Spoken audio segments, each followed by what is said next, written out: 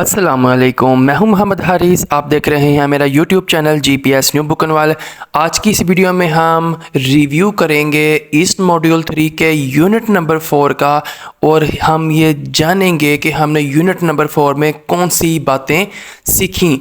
Unit number 4 title है हमारे पास language focus का, जो कि रिलेट कर रहा है मॉड्यूल नंबर 3 से। और हम आज की इस वीडियो में जानेंगे कि लैंग्वेज फोकस का कौन सा हिस्सा हम यूनिट नंबर 4 में पढ़ेंगे। तो यूनिट 4 का जो हमारे पास इंट्रोडक्शन है, या आप समझ लें कि जो चीज़ हम इसमें पढ़ने जा रहे हैं वो है how do learners learn grammar. Teachers अगर बच्चों को ग्रामर सिखाने जा रहे हैं तो उनको ये मालूम होना चाहिए कि how do learners learn grammar. हमने बच्चों के माइंड लेवल को भी देखना है, उनकी जो क्लास या ग्रेड का लेवल है उनको भी देखना है। और अगर छोटी क्लास है तो हम बेसिक से शुरू करेंगे, और अगर बड़ी क्लास है तो हम बेसिक पर टाइम ज़ाया करने की बजाय हम डायरेक्ट जो है डिफ़िकल्ट कॉन्सेप्ट जो है हम बच्चों को वो पढ़ा सकते हैं आफ्टर चेकिंग देयर बेसिक और आप समझ लें कि प्रियर नॉलेज। तो अभी हम 3 फोकस एरियाज़ हैं उनको डिस्कस कर लेते हैं। हमारे पास पहली इसमें जो बात है कि जो हम यूनिट नंबर 4 में सीख चुके हैं या जो सीखेंगे वो है how grammar is presented and taught. तो हमारा यूनिट नंबर 4 में जो फोकस है वो ग्रामर से रिलेटेड है, इसी के इर्द गिर्द घूम रहा है। तो पहला हमारा फोकस एरिया भी इसी चीज़ के बारे में है कि ग्रामर जो है हम बच्चों के सामने किस तरह पेश करें और किस तरह बच्चों को सिखाएं। ग्रामर की अगर बात कर ली जाए तो वो क्या है, वो रूल्स हैं जो कि किसी ज़बान के अंदर जो आवाज़ें होती हैं, जो अल्फाज होते हैं, जो जुमले होते हैं, या आप समझ लें जो दूसरे कुछ एलिमेंट्स होते हैं जो आपस में कम्बिनेशन होता है, जिनका या जिनकी आपस में इंटरप्रिटेशन होती है कि सब्जेक्ट पहले आएगा, ऑब्जेक्ट कब आएगा, वर्ब कब यूज़ होगा। ये सारी बातों का जो मजमुआ है ये हमारी ग्रामर है। तो हमारा पहला फोकस एरिया है कि ये सारी जो ग्रामर की बातें हैं ये हम बच्चों के सामने पेश किस तरह करेंगे और उनको किस तरह से सिखाएंगे। तो दूसरा हमारे पास जो फोकस एरिया है यूनिट नंबर 4 का वो है कि how understanding of grammar is checked. यानी कि हम अपने तौर पर बच्चों को ग्रामर सिखाई जा रहे हैं, हम अपनी तरफ से कोशिशें करी जा रहे हैं, लेकिन अगर हम उनको असेस नहीं करते, हम चेक नहीं करते कि क्या बच्चे इस चीज़ को पिक कर रहे हैं, तो हमारी सारी मेहनत जो है वो वेस्ट होगी। तो हमारा दूसरा फोकस एरिया इसी चीज़ के बारे में है कि हम किस तरह से ये चेक करेंगे कि जो अंडरस्टैंडिंग है ग्रामर की वो सक्सेसफुली अचीव हो चुकी है, बच्चों ने उसको सक्सेसफुली जो है पिक कर लिया है। और थर्ड नंबर पे हमारे पास फोकस एरिया है यूनिट नंबर 4 का how grammar can be practised. अगर प्रैक्टिस की बात की जाए इसके अंदर हमारे पास डिफरेंट एक्टिविटीज़ आ जाती हैं जिनको हम आगे चल के डिस्कस करेंगे। तो ये हमारे पास 3 फोकस एरियाज़ हैं जो कि यूनिट नंबर 4 के अंदर हम डिस्कस कर चुके हैं, या आप जो है इनको सीख सकते हैं। अब हम बात कर लेते हैं लर्निंग आउटकम्स की। 4 पॉइंट्स के सामने मैंने जो है की शक्ल में मैंने आपके सामने ये पेश किए हैं। पहला पॉइंट हम डिस्कस कर लेते हैं, understand the advantages and disadvantages of inductive and deductive method of teaching grammar. हम अगर बच्चों को ग्रामर सिखाने जा रहे हैं तो हमारे पास 2 मेथड्स हैं जिनके फ़वाइद और नुकसानात का हमें मालूम होना चाहिए, क्योंकि हर बार इंडक्टिव मेथड फ्रूटफुल नहीं हो सकता, कभी कभी डिडक्टिव मेथड भी फ्रूटफुल नहीं हो सकता। और जल्दी से हम इन दोनों में फ़र्क जान लेते हैं। डिडक्टिव मेथड क्या होता है कि टीचर जो है वो बच्चों को कोई कॉन्सेप्ट देने लगा है तो पहले एक सियाको सुबाक, एक कहानी या मिसाल से उसकी वजाहत करेगा और फिर बच्चों से वो कॉन्सेप्ट जो है शेयर करेगा। मिसाल के तौर पर टीचर ये कहता है कि बच्चों आपने देखा है कि पीला रंग कैसा होता है, जैसा कि एक आम का रंग होता है, जब हम उसे काटते हैं तो उसमें से जो हमें रंग नज़र आता है वो पीला रंग होता है। आपको पता है लीमू का जो छिलका होता है वो भी पीले रंग का होता है। इसी तरह कि आप जानते हैं कि पीला रंग जो है बनाना का भी होता है। तो इस तरह बच्चों के सामने एक एक्सप्लेनेशन या एग्जांपल्स देने के बाद फिर टीचर्स ये बच्चों से कहता है तो बच्चों कल आपने अपने घर से ऐसी चीज़ों के 5 ऐसी चीज़ों के 10 ऐसी चीज़ों के नाम लिख कर आने हैं जिनका रंग पीला होता है। तो ये हमारे पास डिडक्टिव मेथड की मिसाल है। अगर इंडक्टिव मेथड की मिसाल करें हम तो उसमें छोटा सा अगर मैं आपके सामने इंट्रोडक्शन दूं तो वो ये होगी कि टीचर डायरेक्ट बोलेगा mango is of yellow colour, orange is lemon is of yellow color. Can you please tell me the names of any 5 things from your house which are of yellow color? तो teacher जो है to the point direct बच्चों से जो है answer जो है वो मांगेगा और जल्दी से उनको जो है 1-2 बातें करने के बाद अभी हम इसको जो हमारी यूनिट 4 के अंदर मिसालें दी गई हैं इस पॉइंट्स को इंडक्टिव और डिडक्टिव को हम वहाँ पे भी डिस्कस करेंगे। जल्दी से हम अपने दूसरे आउटकम की तरफ चलते हैं। Provide learners an activity that explores the grammatical structures. Grammatical structure हमारे पास क्या है? मैंने अभी पहले भी शेयर किया कि हमने बच्चों को अगर ग्रामर सिखानी है तो उनका स्ट्रक्चर एक बना के दिखाएंगे ताकि वो एक रूल को माइंड में रख लें और नेक्स्ट टाइम वो अपनी किसी भी बात को किसी नई शक्ल में जब प्रोनाउंस करना चाहें तो वो स्ट्रक्चर की मदद से करें। मिसाल के तौर पर सबसे पहले हम अगर इंग्लिश की बात करें तो हमारे पास सब्जेक्ट यूज़ होता है। उसके बाद अगर हम बात करें तो हमारे पास इज़ एम आर या वाज वर और फिर वर्ब होती है, एंड पे हमारे पास ऑब्जेक्ट होता है। तो ये हमारे पास एक स्ट्रक्चर है जो कि हम अगर ग्रेड 1 है तो इसकी जो शक्ल है वो कुछ और तरह से होगी। अगर हमारे पास ग्रेड 5 है तो इसकी शक्ल थोड़ी कम्प्लेक्स शक्ल में होगी। तो ये बेसिक से लेकर कम्प्लेक्स लेवल तक हम बच्चों को जो स्ट्रक्चर सिखाएंगे तो इसको किस तरह प्रोवाइड करना है एन एक्टिविटी किसी सरगर्मी की शक्ल में। तो ये हमारे पास दूसरा हमारे पास आउटकम है यूनिट नंबर 4 का। थर्ड आउटकम की बात कर लें हम जल्दी से। Use techniques to check learners' understanding.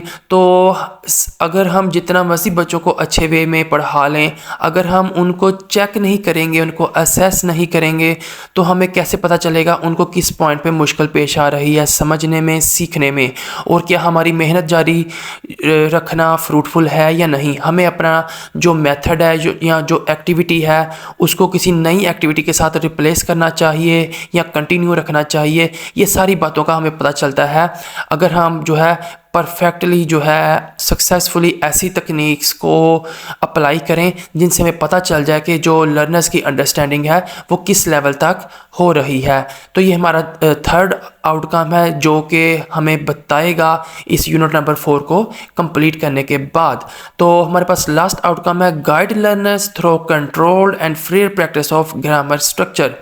Controlled हमारे पास होता है, आप ये समझ लें कि हमने बच्चों को फिलिंग दी ब्लैंक्स दे दी दिस डैश आ बुक। तो इसके अंदर आप समझ लें कि एक कंट्रोल्ड की हमारे पास ये मिसाल है, यहाँ पे इज़ ही आएगा। तो इसी तरह फ्री प्रैक्टिस में अगर हम बच्चों से कुछ सजेशन मांग रहे हैं, उनकी कोई राय मांग रहे हैं तो वो हमारे पास फ्री टाइप की एक एक्टिविटी होगी। इन सारे लर्निंग आउटकम्स के बाद इन्हीं से रिलेट करती हुई हम इम्पोर्टेंट एक्टिविटीज़, टर्म्स, कीज़ वगैरह को अब डिस्कस कर लेते हैं, जिनको डिस्कस करने से हमारे ये सारे आउटकम जो है हमारे माइंड में एक तरह से रिवाइज हो जाएंगे और हमारा यूनिट 4 जो है हमारे सामने क्लियर हो जाएगा। इन सारी बातों को यानी कि जो हमने आउटकम्स के अंदर सीखी हैं 3 की प्रिंसिपल्स हमने जो है पढ़े हैं। इन प्रिंसिपल्स को हम माइंड में रख के इन सारे आउटकम्स को अचीव कर सकते हैं जो कि हमने यूनिट 4 में ये सीखा है। फर्स्ट है हमारे पास active learning is affective learning. Active learning और पैसिव लर्निंग 2 तरह की लर्निंग होती है।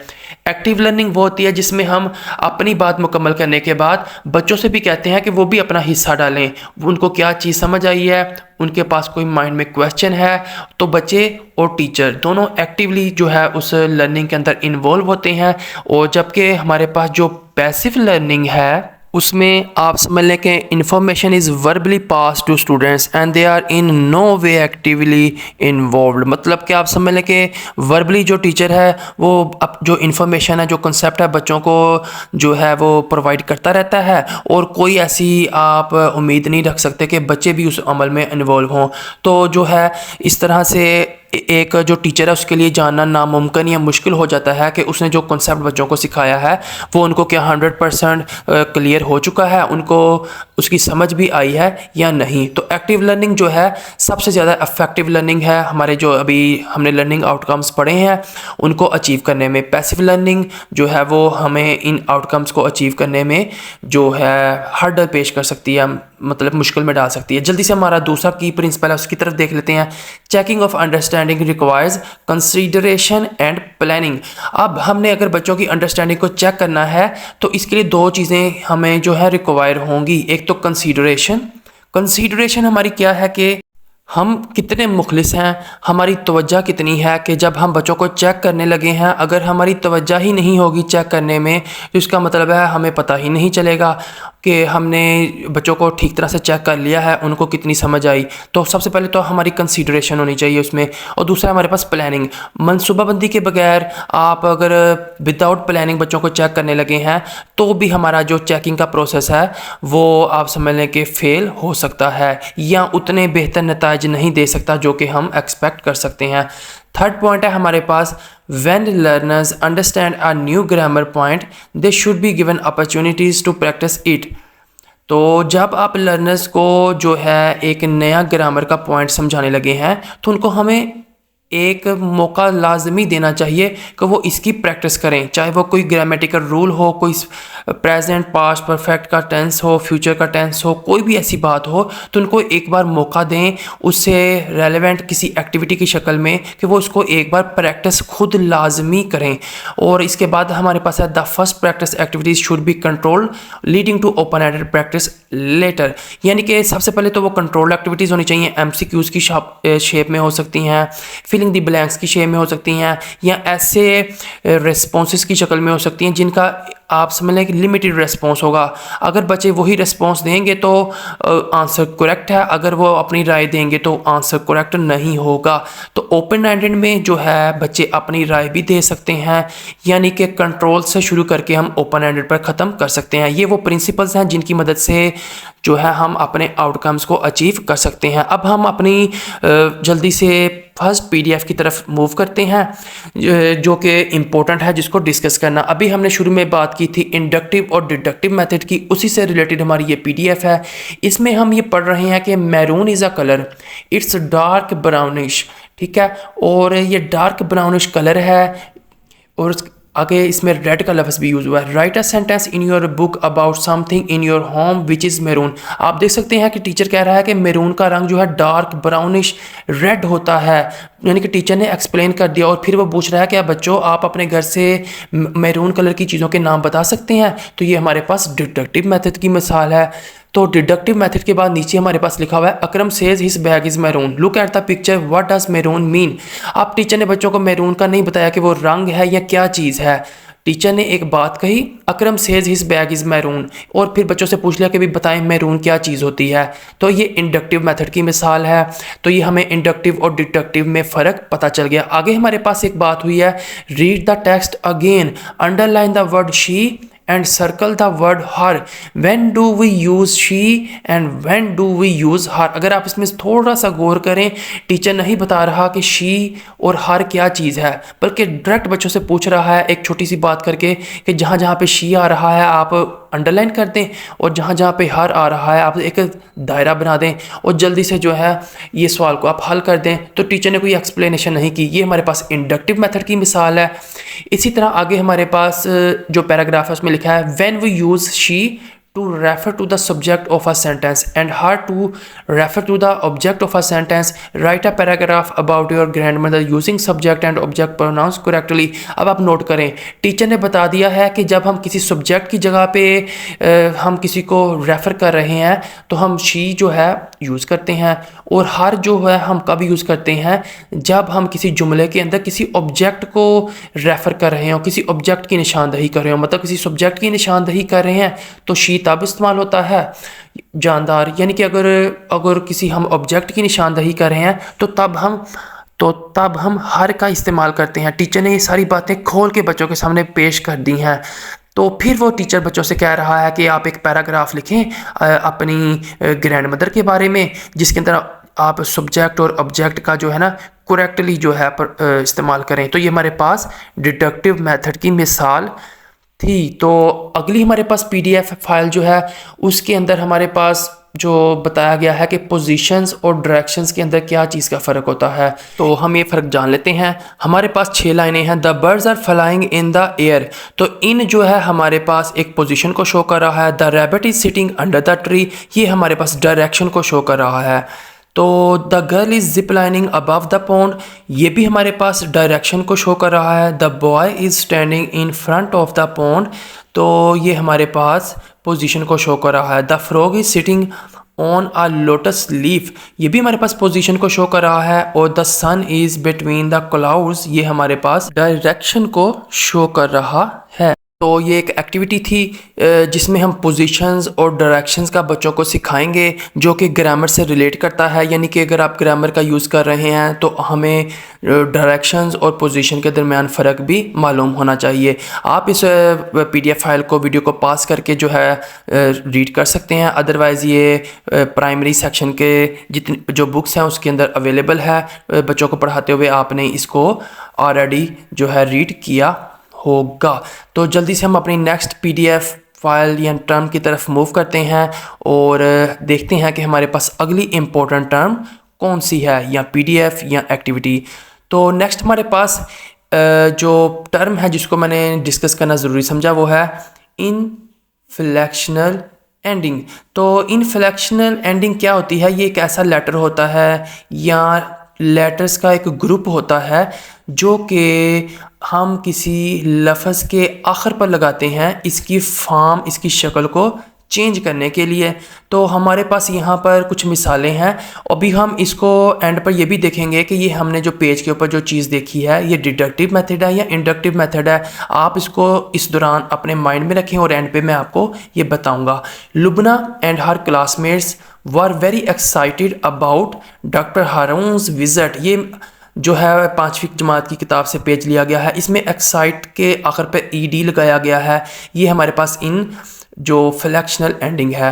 तो the children were wearing mask, इसमें आईएनजी। और सना ऑलवेज ईट्स हेल्थी फूड, इसमें एस लगाया गया है। सारा always washes her hands with soap, तो इसमें हमारे पास एस लगाया गया है। ये हम पहले से शुरू कर लेते हैं। ईडी, आईएनजी, एस और एस, जिसको पिंक कलर से हाईलाइट किया गया है, ये इनफ्लेक्शन एंडिंग है।